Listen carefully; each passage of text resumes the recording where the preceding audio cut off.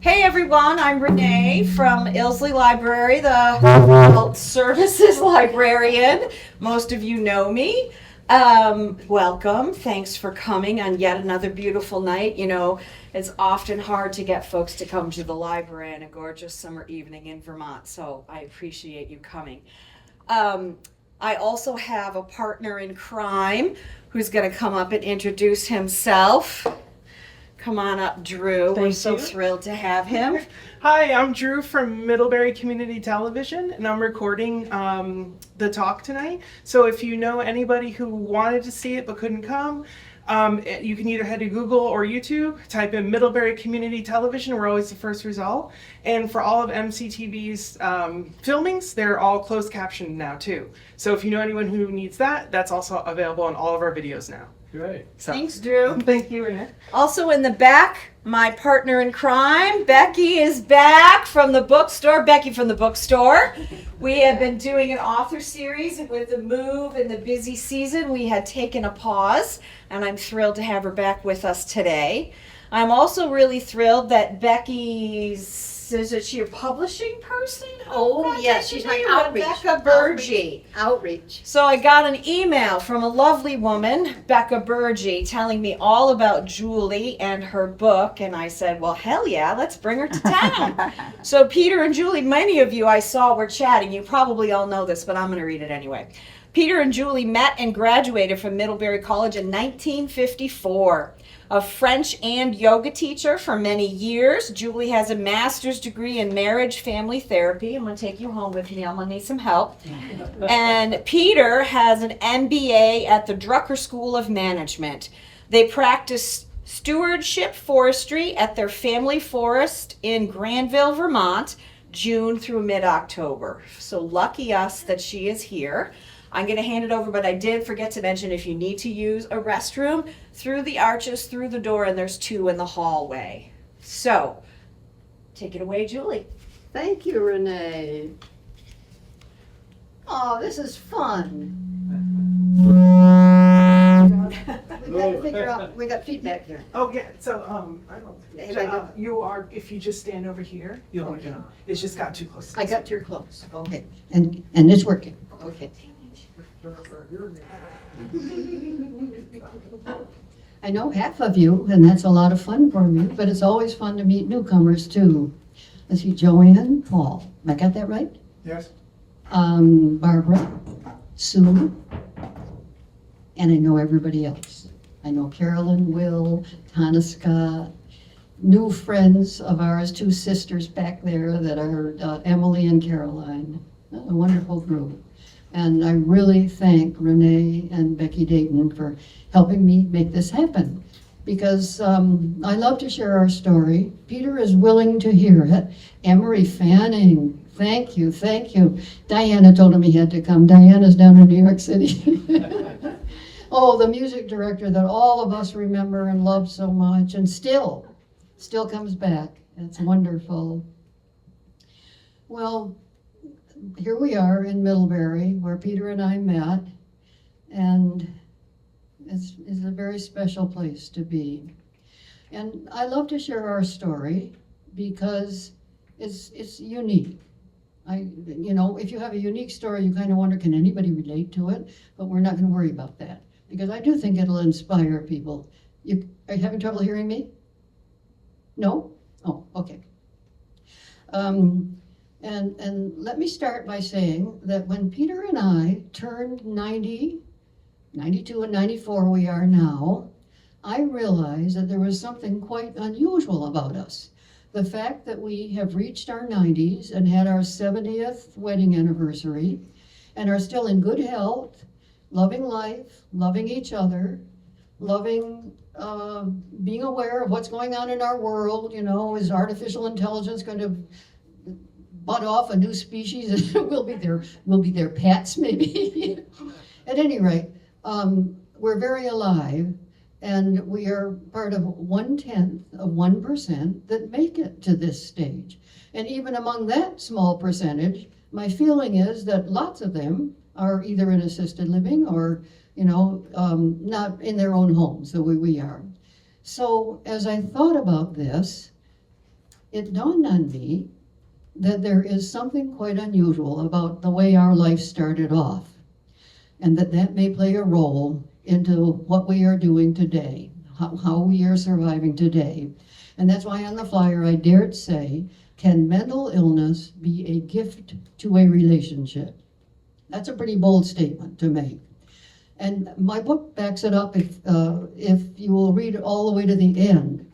And since there's a lot of spicy details, I am so old that I did not mind revealing every little quirk and dysfunction that I have in life. And a lot of people are quite fascinated with that. And they get stuck on that rather than really seeing the meaning of this. And that is that if you are willing to examine your life at a very deep level, and if you've got a psychosis, you have no choice. You're either going to not make it or you will examine your life to figure out what is making you tick and how to address that. I like to think of what happened to us as a near fatal accident. Most of those are of the body. Terrible automobile accident, an avalanche that crushes you, you can think of fires. We've just gotten through the Altadena fires and our daughter lost her house. But this was an accident of the mind. However, no matter what kind of a near fatal accident you have, immediately your everyday reality is gone. It vanishes instantly. And you were thrown into another reality, one that recognizes you are no longer capable, you no longer have safety, you no longer have security. You are on your own in an unrecognizable world. I've read some books of people that have had terrible accidents, and there's a lot of similarities. So it's not just the fact that in a mental illness, in a mental catastrophe, you are faced with an enemy within. And that is one thing that separates and makes different the people that have mental illness from those that have had, acts of God happen to them, let's call it. So the response may be a little bit different. The first response to a psychosis is instant survival. Any kind of a catastrophe. Can I stay on this side of life rather than flipping over to the other side, the end of life? That's the same in a psychiatric hospital. Everybody's struggling with their worst symptoms. The worst symptoms are the first symptoms, and they tend to fade eventually. That does not mean that it doesn't come back, and that's a little bit about what my book is about. Reinterpreting the relapses that happen, not as signs that the illness is winning, but that something quite different. That there is another force, a cosmic force. I almost felt I met this cosmic force when I was first in the hospital, those early days, and I talk about that too. But that this force, lost my train of thought for a moment. I was thinking about the cosmic force. It just hit me. You have an experience of it, so that when you have these relapses, and nothing of this happened at all during the whole healing process of my life, it began to dawn on me when I decided I've got to write this story at age 80.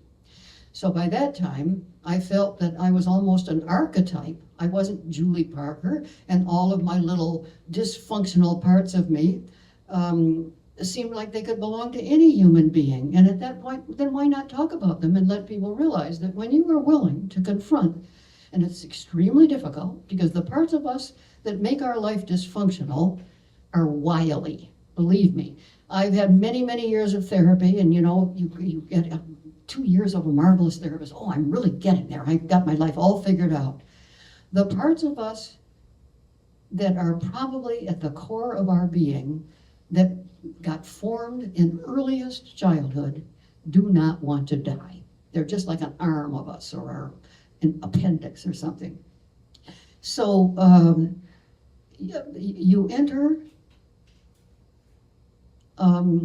as I say in this book on the back cover, two lovers against a deadly enemy. And I really feel that that's what it was. No matter what kind of accident you have, you are up against the deadly enemy of how will I survive. But once survived, then comes the second deadly enemy for anybody with mental illness of relapses. and realizing that you do not have yourself all figured out. And of course, after each relapse that you work through, you feel you are stronger whether you realize it or not. But when another setback comes, the tendency is to think, let's give up. The illness is winning.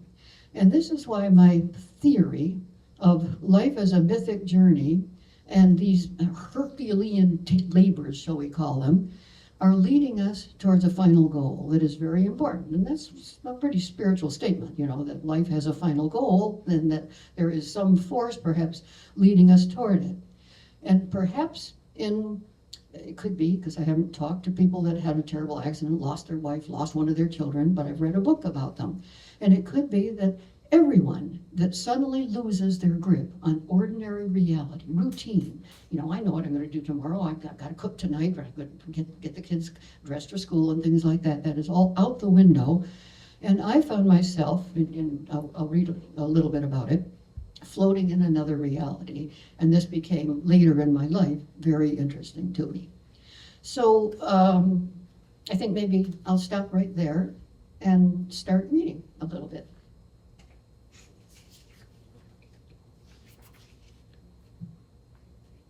It's not me spraying papers all the time. I'm going to start with chapter 1, but I'm going to interrupt chapter 1 and then go right into chapter 2. Chapter 1 is about my first symptoms. I had quite a few during my senior year at college. They led up to what happened after the birth of our third daughter. But I want to skip into chapter 2, which talks about the psychosis itself. But let me start out anyway. I would not recognize the student I once was in Paris if, on a return visit to the 1950s, I saw her rush past me, books slipping, hair flying, to catch the open-back green bus grinding its way toward the Boulevard Saint-Germain. We would mean nothing to each other. She, late to class, in her camel's hair coat with a hem flapping loose. I headed the other way to the apartment that she had just left. But if I did not look back to watch her swing up onto that crowded platform, all the meaning of a life might be lost. Luckily, there is always a thread, maybe dangling from that coat lining needing hemming. The thread is powerful, but so are all the forces that will do all they can to undo it.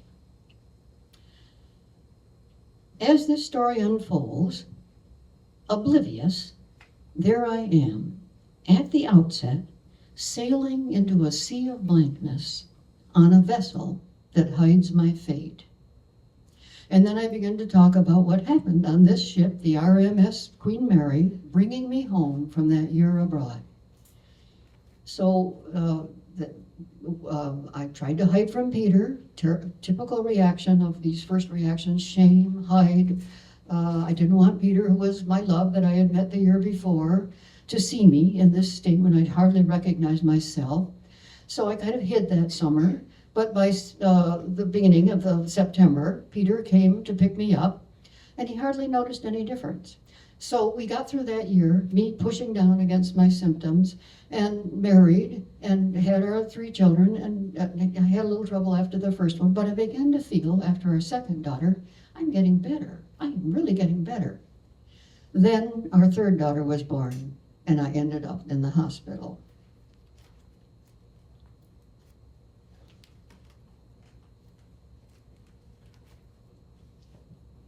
Here we are in Chicago. Icy winds hurl their barbs in a westward sweep across Lake Michigan, playing the clapboards of our sturdy starter home like a zither.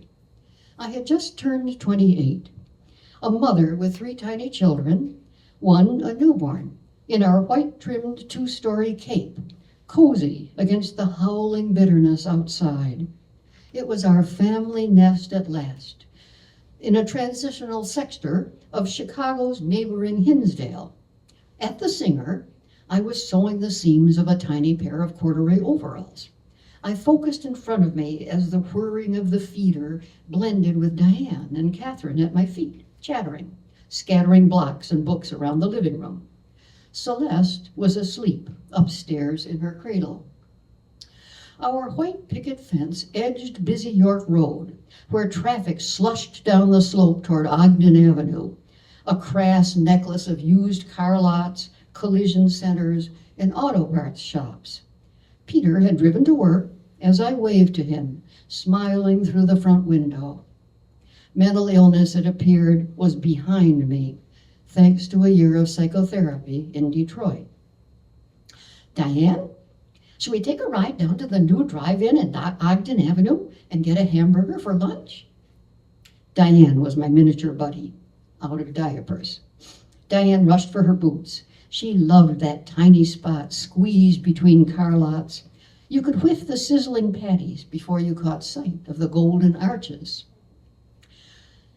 It began on that same bleak January afternoon after our trip to McDonald's, while dusk was approaching. As I passed the dining room archway to warm up a bottle for Celeste, a sudden bolt ripped through my brain. Instantly, I froze, remembering. No. I felt a tightened force inside my mind pull me into peril. Again? I clasped my temples and staggered for a moment, heart racing, scalp prickling. I steadied myself. A metallic taste of raw fear spread from tongue to nostrils. I steadied myself, crying out to the living room walls, now closing in. Terror fluttered up through the old fissure in my consciousness. Suddenly, everything ordinary and safe, living room, children playing on the rug, Peter at work, retreated. My vision shrank. The walls contracted. I walked back and forth, pacing. Celeste was fussing in the hallway upstairs. A new assault, more deadly than the first, tore like a tsunami through my prickling brain. It swept me from children, furniture, walls, scattering us like flotsam. I clung to a chair, staggered to a doorframe. The force was colossal, like a black hole sucking me downward into what felt like time and space swirling into a bottomless funnel. I was slipping into shock. Something much more lethal than all my past symptoms was spinning me into its void. It was yanking me loose from Earth, from Peter, and from our 3 unsuspecting little ones. Mechanically, I warmed the bottle, carried it back upstairs to the baby, and functioned as mother until Peter returned, the man I loved. I heard his boots stomp on the porch. As he came through the front door, he sensed something was wrong. His smile died. I've had a new episode, a really scary one. I searched his eyes as I stepped toward him. What, again? Peter tried to fathom what he was hearing as he took off his gloves and heavy coat. Tall, angular, wearing his Oxford blue shirt and tan khakis, he scrutinized me. At dinner, our eyes searched the walls in opposite directions. I've got to make a decision. My mind was feverishly talking with itself. But I thought you'd learned how to handle these. There's no way out for me, Peter. Trying to resist by pushing down is only a stopgap. Running to therapists doesn't work. This force keeps returning. I've got to face it. Face it? How? I don't know. I just cannot run from it any longer. I saw myself deliberately turning around, slowly, consciously choosing, with no other option, to yield to that force, and pushing down on it for years and years, and to let it pull me into its gaping abyss. Seeing no way out, I accepted my extinction. Everything in that moment, on that evening, tore apart all we lived for. So that is part of chapter 2. And then I go into the hospital, and for 5 months, there were some wonderful things back in the 1960s, a private hospital where you could stay for 6 months, 5 months, as long as you needed. And they weren't terribly expensive, but they died one by one when medications and diagnosis became the cheaper of the two options. And at the time, they thought perhaps the better of the two options. I have some thoughts about that. So anyway, this book has got lots of different parts. It is a psychological case study of two people, character study of Peter and of me, two very, very different. Peter very grounded, I sort of dreamy, airy, recognizing that I needed grounding and longing to be a grown-up from early childhood, looking for a model of my ideal always, but full of ideas, full of imagination. So two very different people that obviously, not unusually, were attracted to one another. On another level, there is a strong theme of place and family, and I'll read a little segment of that. And on yet another, a psychiatric asylum experience, one that I had maybe after a couple months in the hospital. And then finally, on a fourth level, a love story. So I'll share with you how Peter and I enjoyed our first date at Lockjaw's, Lockwood's restaurant. Some of you will remember Lockjaw's. Here's a scene of me at age 6. I was not an easy child for anyone, and especially my parents and brothers. And you begin to look at, how this child might be headed for some trouble. My mother rarely ate all of her dinner, and yet having a successful meal was tantamount to a cum laude for her. She was a Wellesley College Phi Beta Kappa with no domestic imagination. Sadly, our dinners suffered from a clockwork sameness. Night 1, the fresh roast. Night 2, the cold roast.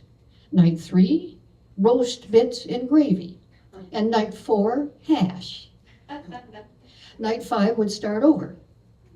Mother was not original. She was nostalgic. She longed for something embedded in melancholy. Because meals symbolized success or failure for my mother, her fixation gave me an opening to wield my tiny power. Nothing was more tedious for me than sitting at a dining room table staring at a plate of meat and potatoes. Darting around like quicksilver, I spotted traits that could be manipulated. My mother made the cardinal error of reserving time after every meal to coax bites into me. There we were, just the two of us, no brothers around. I took a perverse delight in holding the trump card. One night, I remember pushing a small ball of cream cheese around and around on a transparent glass plate, intrigued by the cloud design I was making. Mother's patience neared breaking.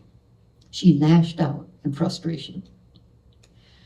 But a strange episode took place within a year of Mother growing weary of feeding her daughter. I think of it as my first true experience of childhood mental illness. It came about one night before bedtime.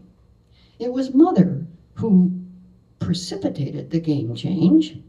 It surfaced after an especially frustrating struggle of wills at the dining room table over snubbed spoonfuls of hash. I still held her hostage, my pleasure persisting in having her focused upon me, not Jay, my younger brother that she loved to cuddle, and not George, my older brother, who dodged her, causing her to fixate upon him, who was slipping from her control. I had just gotten out of the bathtub. My mom was rubbing me dry with a big towel. I danced about on my pencil-thin legs in continual motion to the gurgle of the tub draining. The heater gave out a thin heat, warming up the towel. Suddenly, her voice grew grave. Seeing me naked must have upset her beyond her already distraught bounds. I have no memory of what she said, but something about her words had a deadly portent. I have a clear memory of my response. I looked at her fearfully and inquired, "You mean I might die?" My mother may have nodded wearily, or at least she hesitated, eyes diverted. My parent was uncoupling from the nightly scenario that was so important to my faulty bonding. I grasped the fact that my mother would no longer play our little feed me game, protecting me from starvation. A week passed. It was nighttime. Dinner was finished.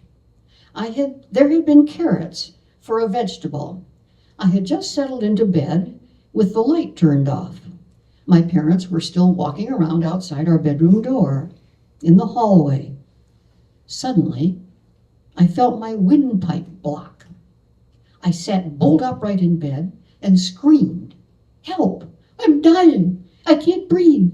Something is stuck in my throat!" I gasped for breath. Both my parents came running in, frightened themselves. What happened in the next half hour, I do not know. I was in another world. I kept repeating that I couldn't breathe and that a carrot was stuck in my throat. My father had me open my mouth wide to inspect it for a foreign object, but could find nothing. Perhaps they gave me sharp blows on the back. I didn't know what was happening. I was dying, choking in terror. I gasped, certain that air was not entering my lungs. Somehow my parents must have calmed me down and assured me that I was not choking to death, or they would have rushed to the hospital right away. I fell asleep. But the next morning, the panic started again. Soon, I had gotten dressed, and my parents took me to the Henry Ford Hospital. In the examining room, another doctor with my father was a pediatrician at the Ford Hospital, began to run exploratory tubes and mirrors down my throat to see what might be lodged there. They found nothing. My terror was a total mystery to everyone. Perhaps I had swallowed a carrot slice that had burned my throat slightly and caused a swelling. Whatever the original cause had been, I quickly turned into a child who could not be left alone without the symptoms immediately returning.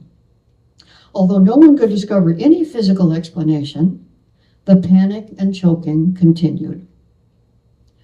Once my father had figured out that the problem was psychological, he and my mother concocted child-centered remedies to encourage self-feeding.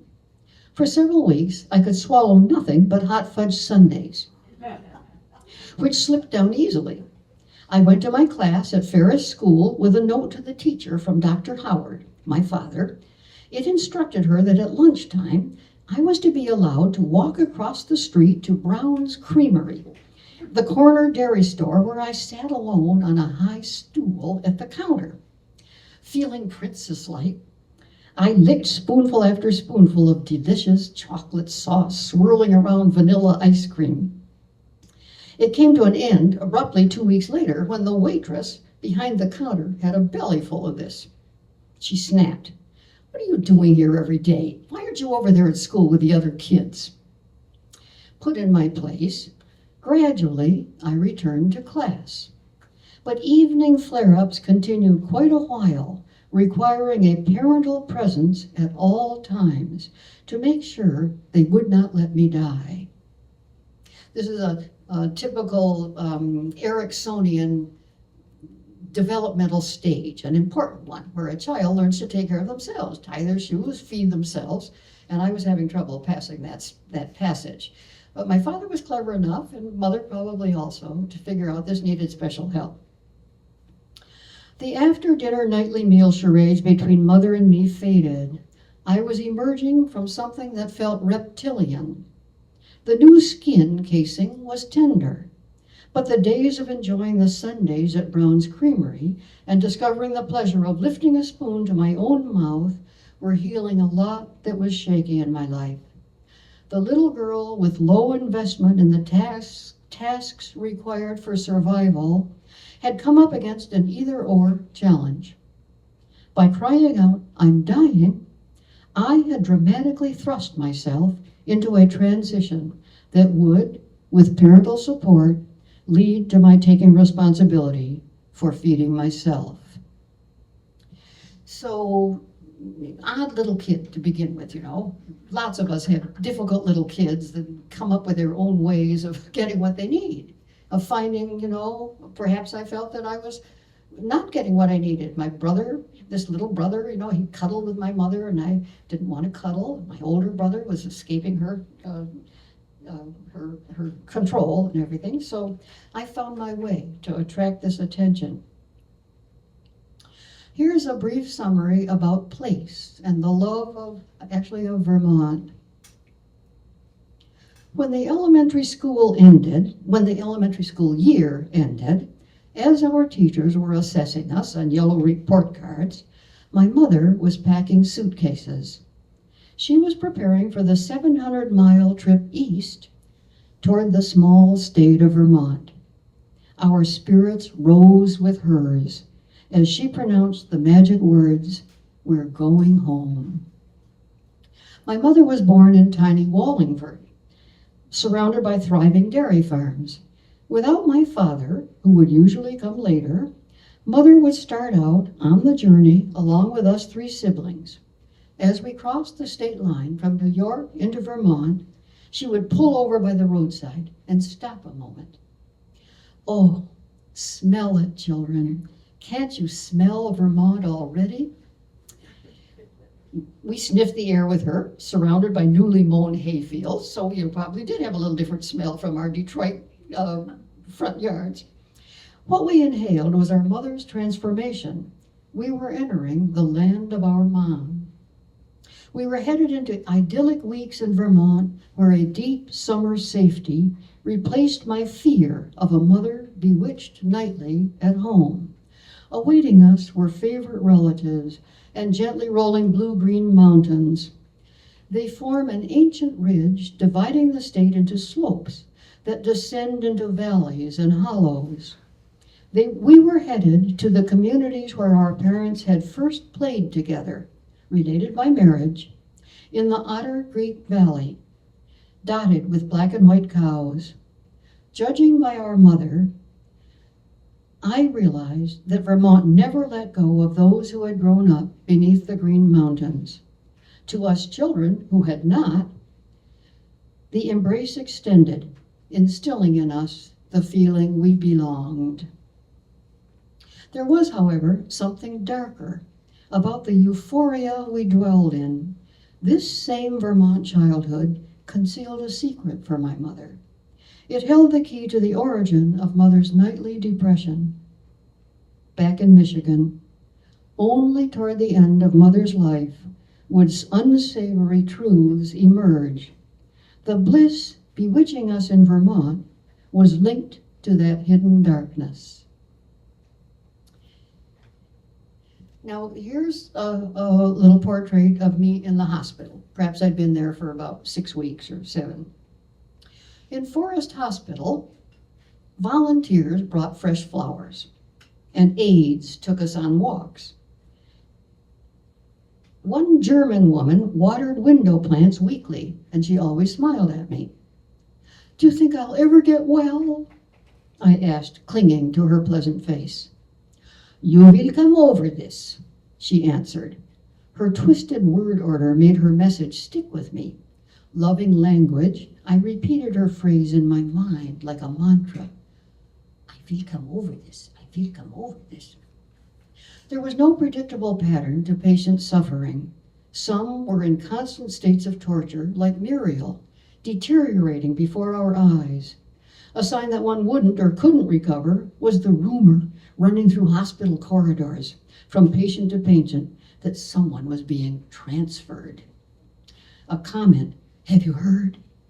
Muriel is being taken to Metropolitan," sent chills through each of us. We patients knew that Metropolitan was the low-cost state institution reserved for the most resistant cases. Metropolitan meant madness, I assumed, with no way out, the repository of zombies. Getting well was the dream that never let me go. I sought out Arletha, one of the nurses.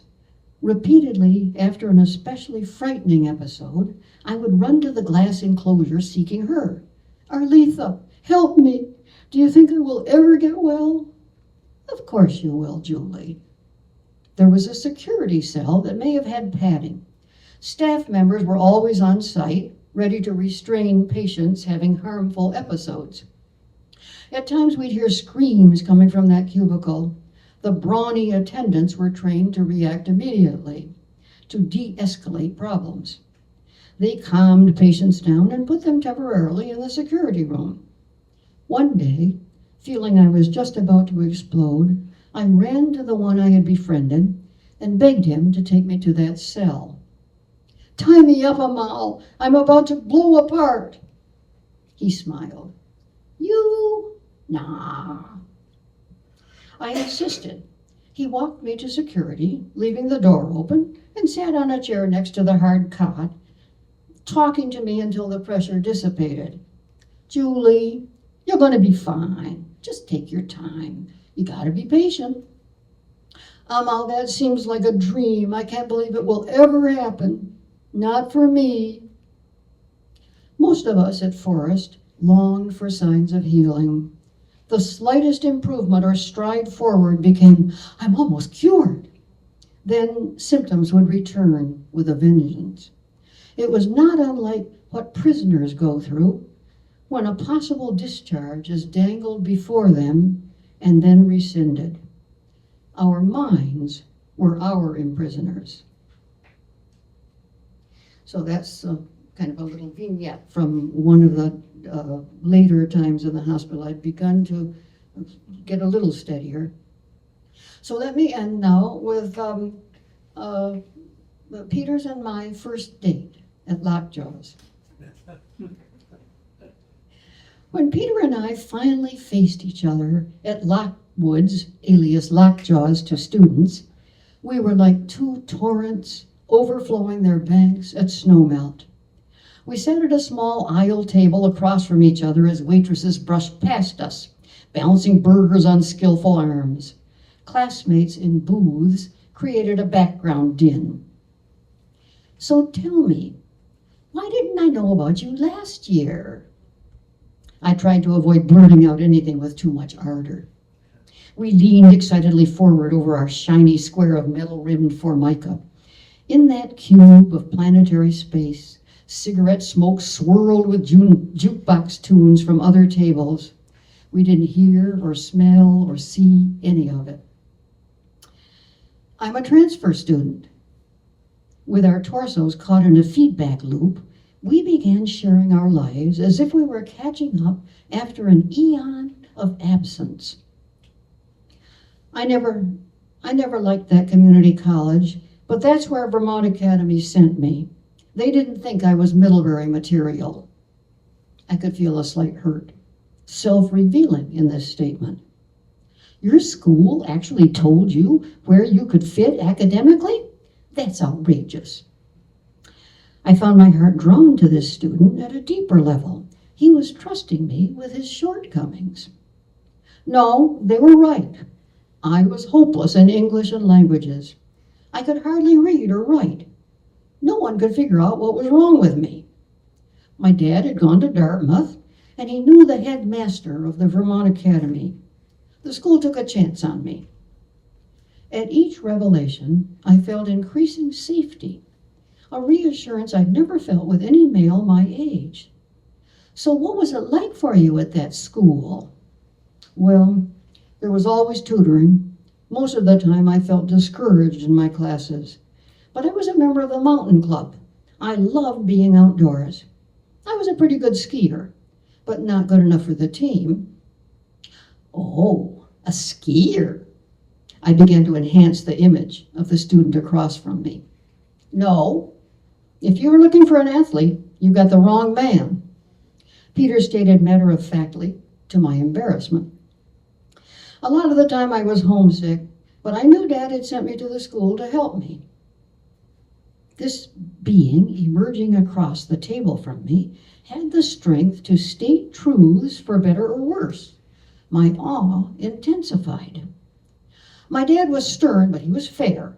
We did most of the outside work around the house, keeping the big lawn mown, digging a cistern, re-roofing the garage. I was right beside him, helping. He paid me. He figured if I could earn a living physically, that would be good if I failed at school. Pete Parker seemed eager to share his flaws. He wanted me to know his history.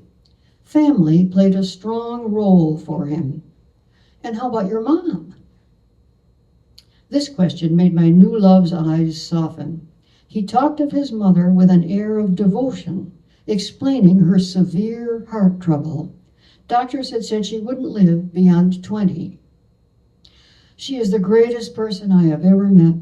She may be frail, but she makes up for it in character. It's my mother that has taught me about what really matters in life.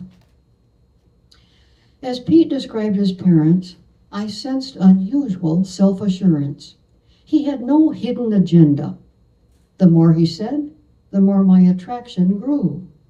I tingled with the pleasing thought, he needs my skills. Then he began to comment about human nature and life purpose and Kant's morality principle that he was learning about in a class.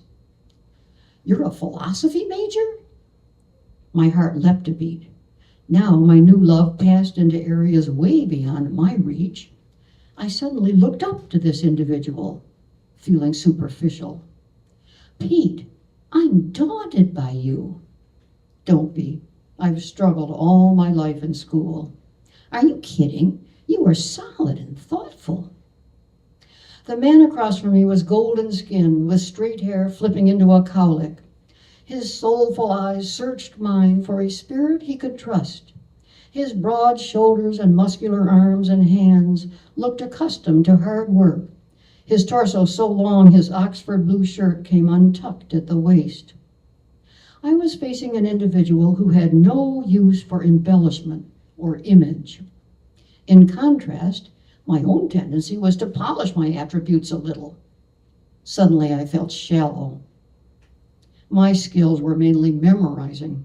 I could parrot back conjugations and learn idioms. As we gazed into each other's eyes over our empty soda glasses, Blue Moon was blaring above all the restaurant chatter.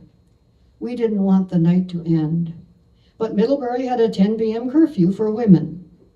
When it came time to pay the bill, Pete gallantly pulled out his wallet, paid with a generous tip, and spent no time counting change or scrutinizing for waitress errors. I mounted the steps to my dormitory in an altered state, feeling a safety with a depth I had never known. Here was a man with the grounding I lacked, calm, confident in his being, if not in his verbal skills. We needed each other. We still need each other.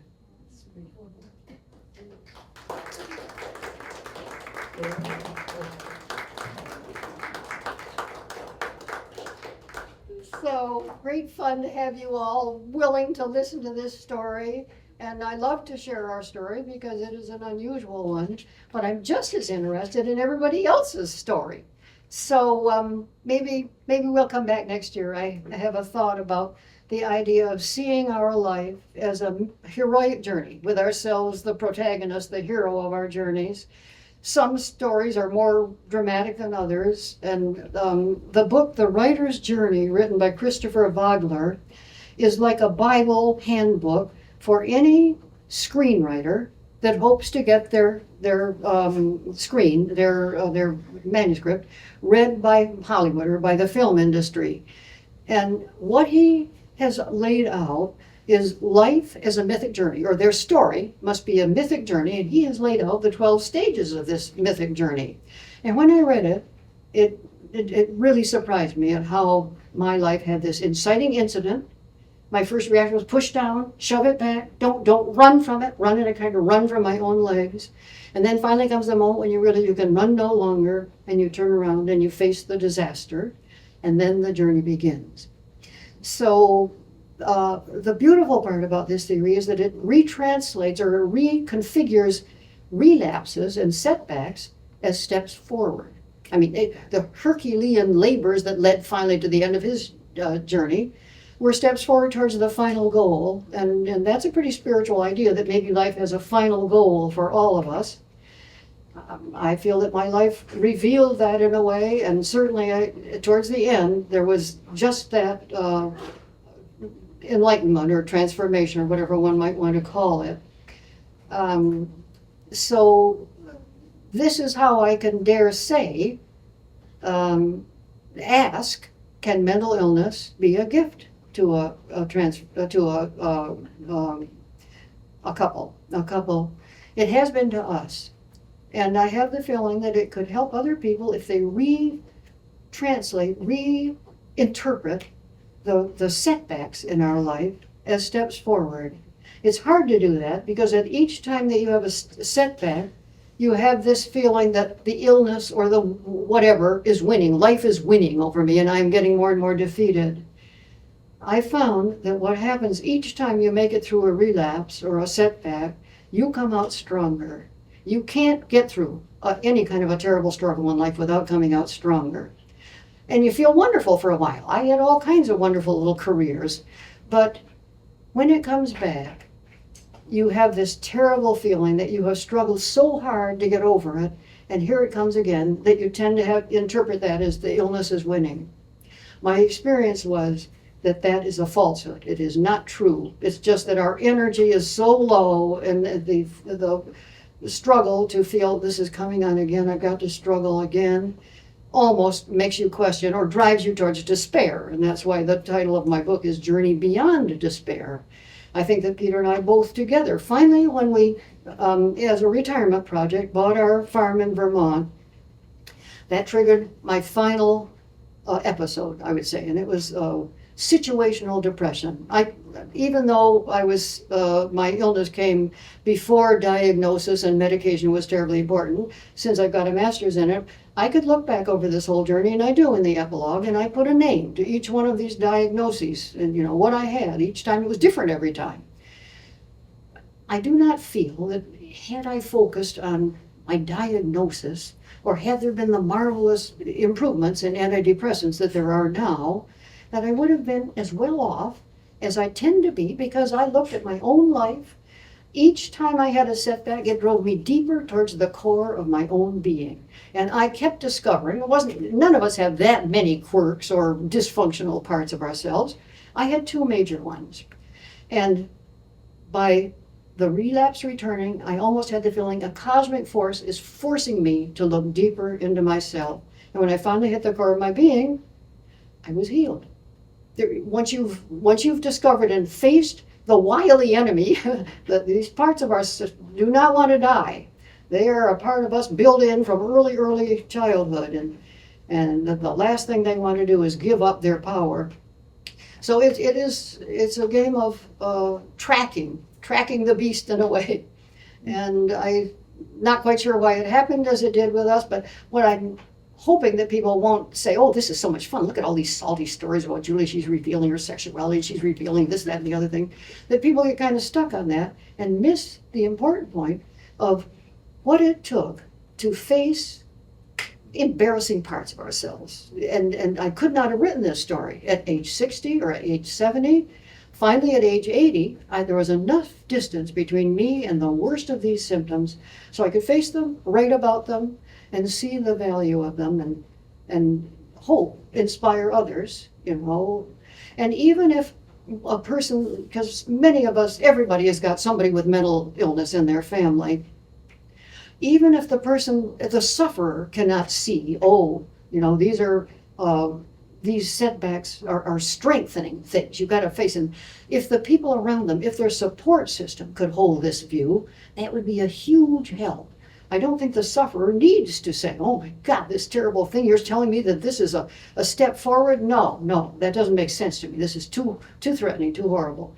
But all we're trying to do is keep people alive, not give in, not commit suicide or something like this, until we get them through that period. And if the support system could hold this beautiful idea that we are on a journey headed towards a final goal of something magnificent, that could help an increasing number of people.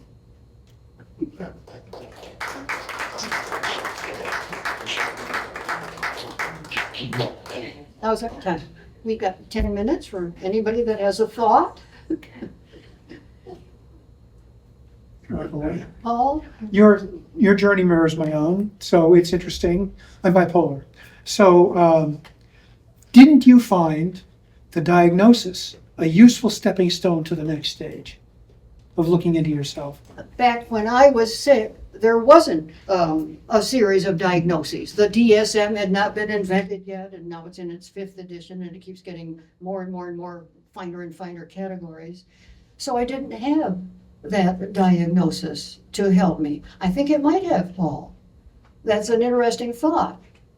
That the diagnosis somehow gave you courage or something to move forward.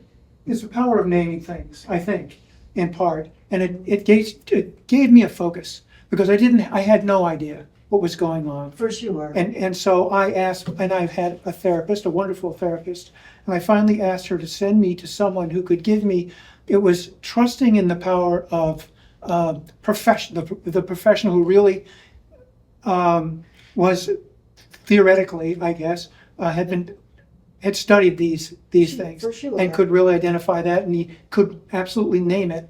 And even if it was incorrect, and I don't think it was, although everybody has a problem like this, they're all different.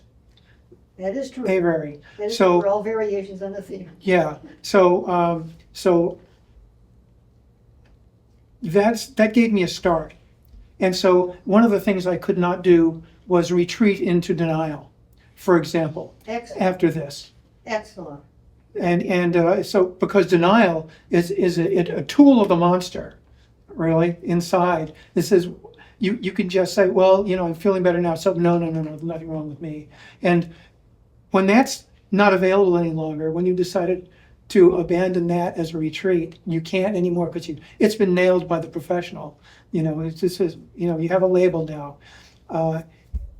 You can't get away from that. So it forces you to really apply more attention to this. Can you see your life as a journey?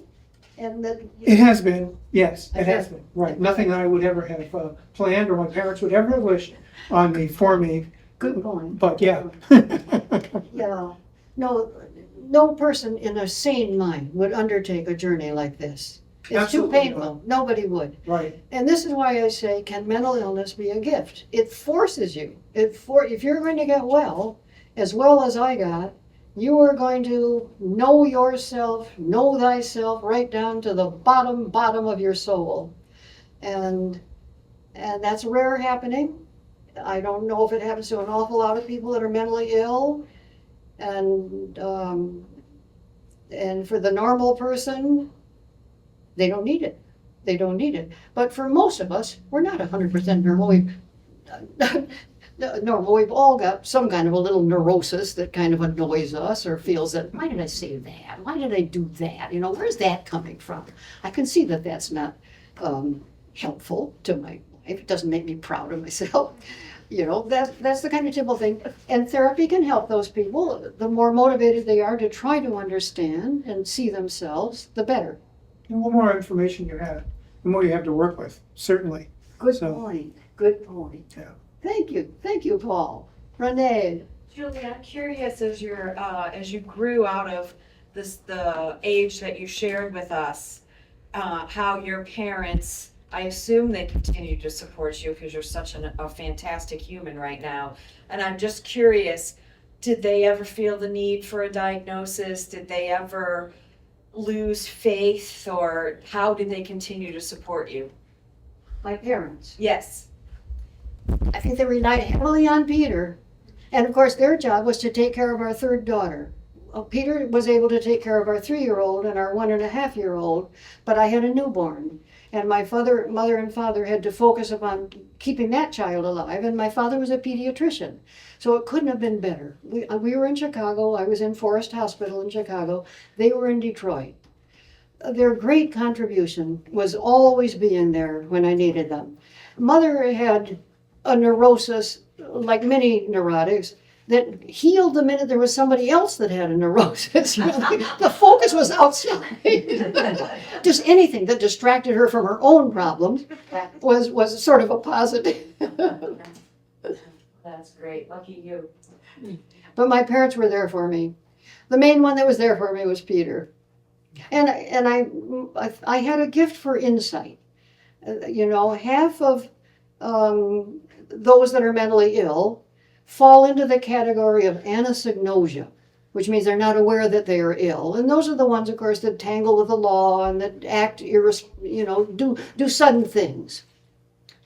Perfect example is our chef Robert at Café Provence, who had this wonderful Joseph, who happens to live around the corner from us in Granville, that was schizophrenic, but he was an excellent employee. I don't know much about the story. I just know that Chef Robert has survived and that poor Joseph is incarcerated. That kind of person doesn't know they're ill and they're unpredictable. There's some advantages to knowing you're ill. End up in a hospital where maybe you'll stand a chance of getting well. And I knew my symptoms right away, and Peter could recognize, walks in that door and knows something's not right here. And yes, Carolyn. You kind of touched on it, but I'd love to hear your thoughts. You were talking about the difference in the mental health care system from the long stays that were available now to, medication and diagnoses. And do you feel comfortable sharing your thoughts on where we're at now and the difference? Some people have got to be helped by medicine. If you can find the right medication, we have a niece who has found the right medication for her daughter and has made all the difference in the world. Maybe she doesn't have the capacity, as I did, for insight. In a person like that, stabilized, functioning, can get a job, that's got to be marvelous. And maybe we did not have that in the 1960s. My feeling is that having these, I guess you turned it off, right? Yeah. My feeling is that having diagnosis and medications is wonderful, but they can deflect from the importance of you're doing your own inner work. Because if you can take a medication, and I probably would have grabbed it and said, I don't know, would I have gone on this journey had there been medication saying, oh, Julie, you've got you've got postpartum, obviously it was postpartum. And when we moved to Vermont and this last relapse came about, I was going through menopause. So hormones were a weakness in me, an extra strong weakness. And the question is, your question is, how do I feel about then compared to now? In some ways, I feel then you were better off. I'm not sure that everybody, let's look at, you had to have a certain amount of money. Let's say this, you had to have a caring family. You had to have an educated family to end up in the hospital I ended up in. But there were lots of us young people. And most all of them were gone and out of there after 3-4 weeks. And I didn't see them come back again. So I felt there was really a need for those small hospitals. And I think everybody would agree now. I think every therapist would say, oh my gosh, why don't we have those hospitals anymore? It was because the word got out that in these large metropolitan state hospitals, those patients were being ill-treated, poorly treated, that they would do better in small community homes. Vermont was one of the states that did pretty well, trying to find a whole bunch of little community homes and have them kind of cared there. But I think often those kinds of patients were the ones that were not ever going to get the kind of wellness that I have experienced. Yeah, I don't know whether intelligence plays a role. I don't think it does.